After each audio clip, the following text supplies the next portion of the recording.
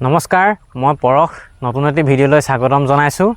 আৰু আজি আমি আহিছোঁ গোলাঘাট জিলাৰ সৰুপথাৰ নাওজানত আছোঁ আমি এতিয়া। আৰু নাওজানত এয়া ফৰেষ্ট ডিপাৰ্টমেণ্টৰ নাৰ্চাৰী হয়। এফালে দেখাই দিয়ক, গছবিলাক আচলতে বহুত ডাঙৰ হৈ গৈছে। আমি পুলি নিবলৈ আহিছোঁ।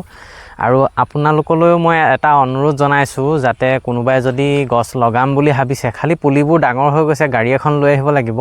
ইয়াত বিনামূলীয়াকৈ পুলি বিতৰণ কৰি থকা হৈছে। আপোনালোকে যদি ইচ্ছা কৰে ইয়াৰ পৰা নিবহি পাৰিব। নাওজানৰ মৰাজানত আছে এই নাৰ্চাৰীখন। আৰু গোলাঘাট বন বিভাগক মোৰ তৰফৰ পৰা বহুত বেছি ধন্যবাদ জনাইছোঁ।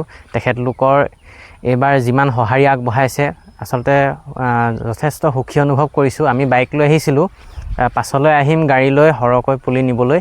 এতিয়া আমি 6টামান পুলি লৈ লৈছোঁ। ইমানেই পুলিবিলাক ডাঙৰ হৈ গ'ল, মানে যোৱা বছৰ যিহেতু কোনেও ইয়াৰ পৰা নিনিলে বা নলগালে, সেইবাবে ডাঙৰ হৈ গৈছে। ভৱিষ্যতলৈ আমি চেষ্টা কৰিম যাতে পুলিখিনি নি পিনি লগাব পাৰোঁ। গাড়ী লৈ যিহেতু আহিব লাগিব। আৰু মোৰ ফালৰ পৰা সকলোকে অনুৰোধ কৰিছোঁ, কোনোবাই ইচ্ছা কৰিলে ইয়াৰ পৰা নি লগাব পাৰে। আৰু বন বিভাগক বহুত বহুত ধন্যবাদ। লগতে মোৰ লগৰ ছোৱালীজনী আছে জিমি, তাইক বহুত ধন্যবাদ জনাইছোঁ। ইমানখিনি সহায় কৰাৰ বাবে যোগাযোগ তাই কৰি দিছে।